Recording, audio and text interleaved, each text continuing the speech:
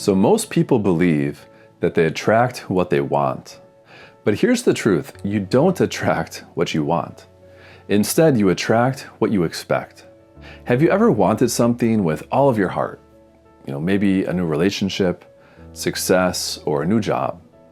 Yet no matter how hard you tried and how badly you wanted it, it just didn't show up, you just couldn't make it happen. It's not because you didn't want it badly enough or you didn't work hard enough. It's because deep down, you didn't expect it to happen for you. Today we're taking a deep dive into this very subtle yet powerful truth and how you can shift your expectations to transform your reality. So first, let's start with a very basic explanation. Wanting versus expecting. Two very different energies. On one hand, wanting says something like, I don't have it and I want it to be mine. I hope it shows up. But that's very different than expecting. Expecting says, it's already mine. Of course it's coming. There's no doubt or insecurity there.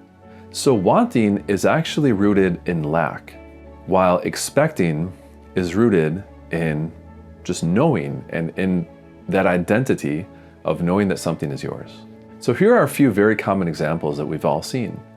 One is, someone might say that they want an amazing relationship, and they do, but deep down, they still have the expectation that things aren't going to work or that they're going to be abandoned.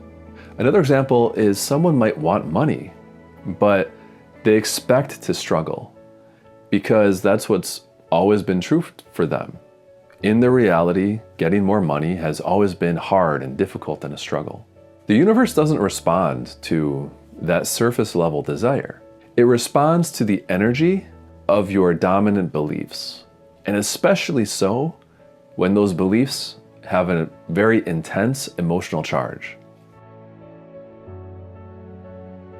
So now, before we talk about how to make this work for us, let's explore a little bit further this idea of where these expectations actually come from. And this is really interesting. These expectations that we have aren't random. They're often programmed into us by our family, our environment, or our early life experiences. For example, if you grew up in a household where struggle was normalized, you might unconsciously expect life to be hard. Like if you were told, money doesn't grow on trees, or saw love withheld unless you performed a certain way or showed up a certain way as a kid, you learn to expect lack, judgment, or rejection. And these expectations are even passed down through generations like invisible blueprints. So when this happens, you start to assume things like, things never work out for me, or I have to prove my worth, or people can't be trusted. And the craziest part is that these beliefs operate in the background, but they shape everything. They have so much power and control over our lives until we realize that they're there and bring them into the light. I've seen this all the time, including with my own friends and family, especially in areas regarding, wealth, money, and success. There's very deep subconscious programming based in lack and limitation, and this is something really common to so many people. Because the reality is your subconscious mind is always scanning your experiences and the world, and it's filtering through that reality and creating experiences that match what you already believe to be true. So even knowing all of this, here's one of the traps that a lot of people fall into. They think that working harder will bring their desire to them more quickly, or that they just have to want it more and they have to do more work. But wanting something more and working harder without shifting that expectation just strengthens the belief that you don't have what you want. It's like running toward your shadow. Like the harder you chase it, the more it runs from you. So when you visualize and affirm and beg to the universe, oh please, I really want this, underneath it all, you're still in a sense expecting disappointment. And life responds accordingly because you still see what you want as something separate from you. And you're viewing it from that place of being separate. So now the question is, how do we move from that old way of thinking that thinking of lack and desperation and wanting, into a feeling of expectation and confidence in knowing. First, we have to understand this. You don't manifest necessarily what's on your vision board and what your affirmations are.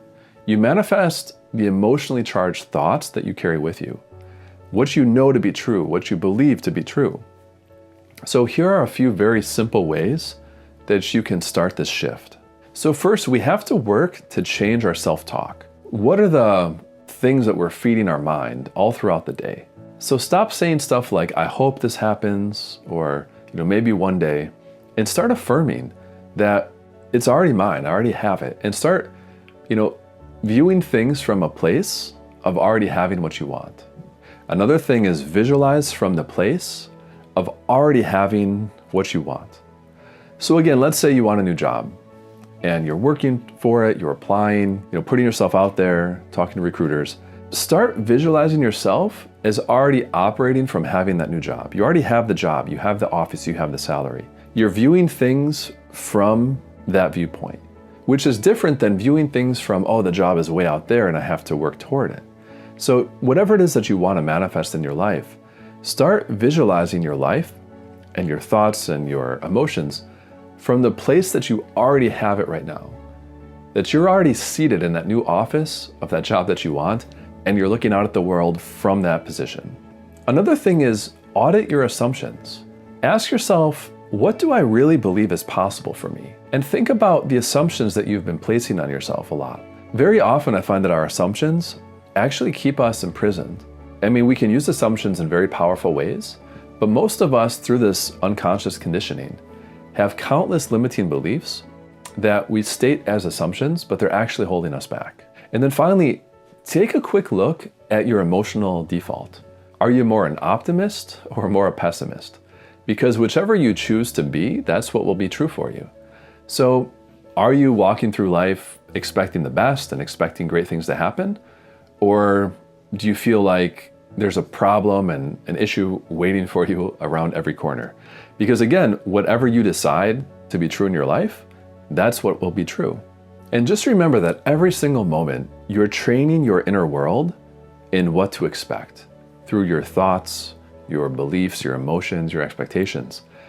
And your external world then can't help but to reflect whatever you're feeling and creating internally. And finally, I want to add one thing from one of my favorite, spiritual and manifestation teachers, and that is Neville Goddard. And he taught this principle of living in the end, which is very powerful. And that simply means living as if what you desire is already yours, because in truth it is. So when you shift your expectation in this way, you shift your identity. So you go from, using the example from before of the job, oh, I want that new job, to I have this job, I'm in my new office, I'm looking out at the world from there. How do you feel and how do you view the world from that new position? Or, going from I hope things work out to a feeling of things always work out for me. Of course they do, right? I have amazing luck. So expectation is reality, and reality organizes itself around who you believe you are. So this is more than just mindset. It's really a spiritual alignment and remembering that creative power that's in every one of us and the oneness that all of us have with each other and everything. So just remember this, wanting is wishing, but expecting is creating and manifesting.